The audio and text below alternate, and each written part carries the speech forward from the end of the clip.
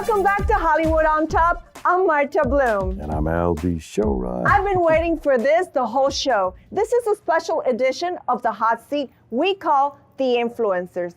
Al, come on, you know everybody. Well, not everybody, but almost. Okay, I'm gonna name 5 icons. You're gonna tell me, how did you meet? Okay, What did you learn from them? okay. And something about them nobody else knows. Are you ready? I'm ready. You're in the hot seat. Oh boy. Okay, number 1, Quincy Jones. Wow. Mr. Leave Your Ego at the Door. Well, Quincy Jones is obviously very special, someone very special to me. We met, there was a contest called Sony Innovators back in the late 80s, and Quincy Jones and Herbie Hancock were the final judges. Herbie Hancock chose a gentleman by the name of Terrence Blanchard, who's a great jazz musician and does all the scoring for films. And for some reason, Quincy Jones chose this kid from Money Earned in Mount Vernon named Al-B. Shore.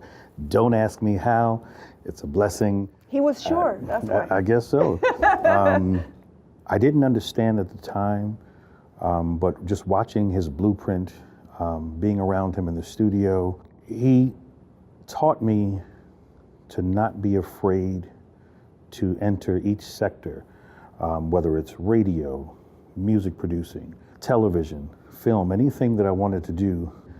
Al-B, there becomes a point in your life when anything's available for you to do, just do it, you know. So yeah, what a great influence. Great influence. God Beautiful. rest his soul. Yes. Jamie Foxx. Wow. The iconic Jamie Foxx. Met Jamie Foxx, I believe, on the set of In Living Color. Jamie has a work ethic unlike most. Jamie is in character 24 hours a day. I mean, but he takes it so seriously with what he does. If you saw his progression from In Living Color to now being the iconic movie star that he is, and also a great, great dad.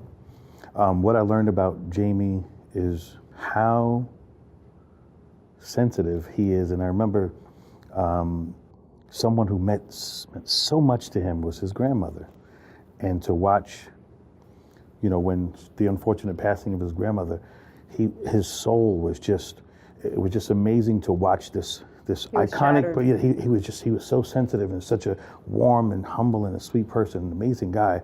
And we actually had an opportunity.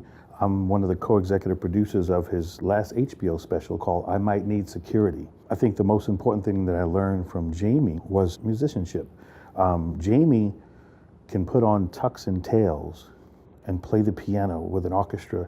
He's phenomenal, Wow, a phenomenal, he's that talented, phenomenal musician, and he can entertain you. I mean, far beyond those of mortal men. Yeah. David Bowie. Wow, David Bowie. David Bowie and I met back in New York through, we were both signed to a record company called Savage Records through Mr. David Mimran.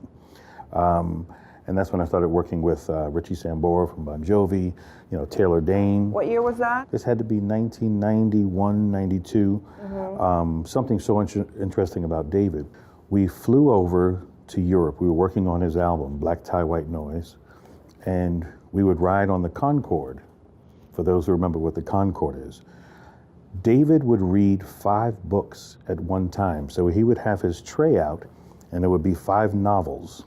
And as we were going, he would pick up a novel, read a chapter, put it down, read another chapter for another book. So he would read 5 books at one time. David actually taught me how to ski.